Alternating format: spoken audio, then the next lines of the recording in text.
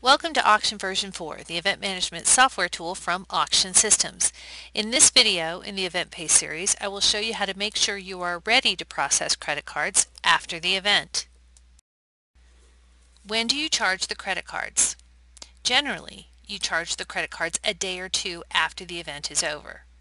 Before processing the credit cards, you must make sure that you have retrieved all the swipe data files from each EventPay app into the auction project.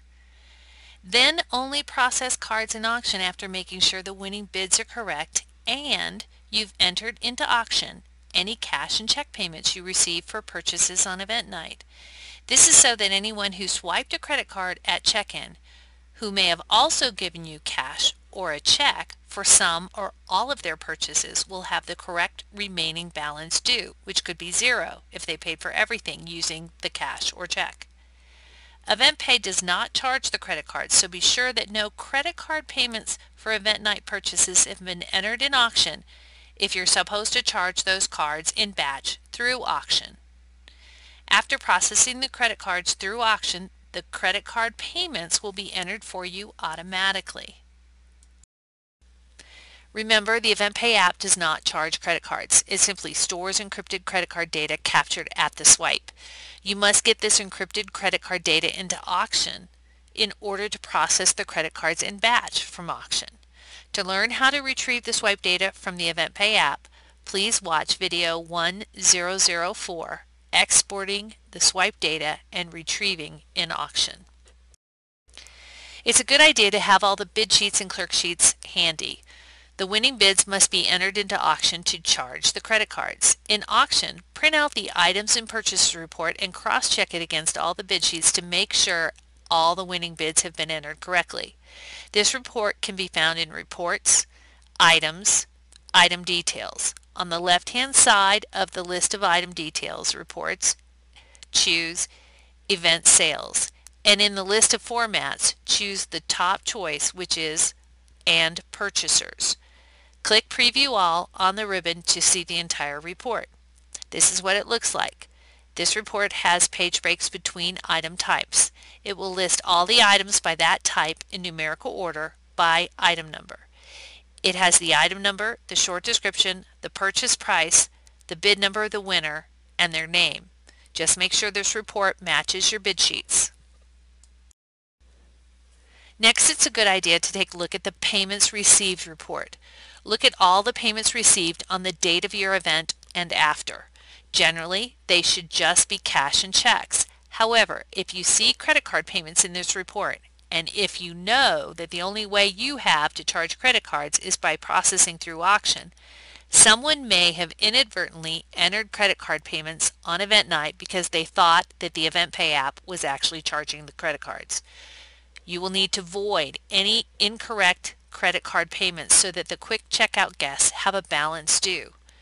But if you do have another way to take credit cards besides processing through auction, these payments may be correct. So this report is just a good double check to make sure everything's correct as far as your payments are concerned.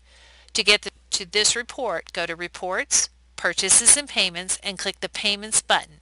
Then on the left-hand side, pick All Payment Types, and then in the canned report formats below that, choose Active by Date and Method. Click Preview All on the ribbon and then scroll through the report until you get to the day of your event.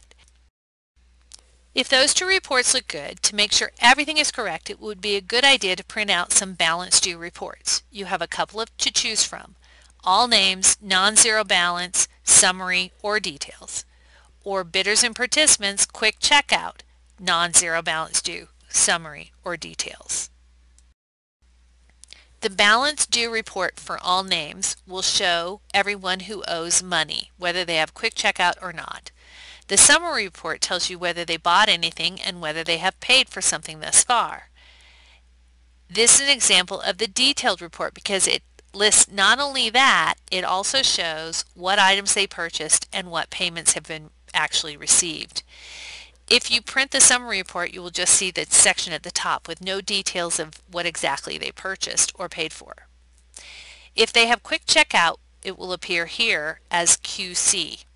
If someone does not have QC in this position, it means that either they did not give you a credit card at all or you have not yet retrieved all the swipes from the EventPay apps. If someone has a parenthesis around their balance due, it means that currently in their register and auction it shows a credit balance. In effect, they have paid more than they have purchased.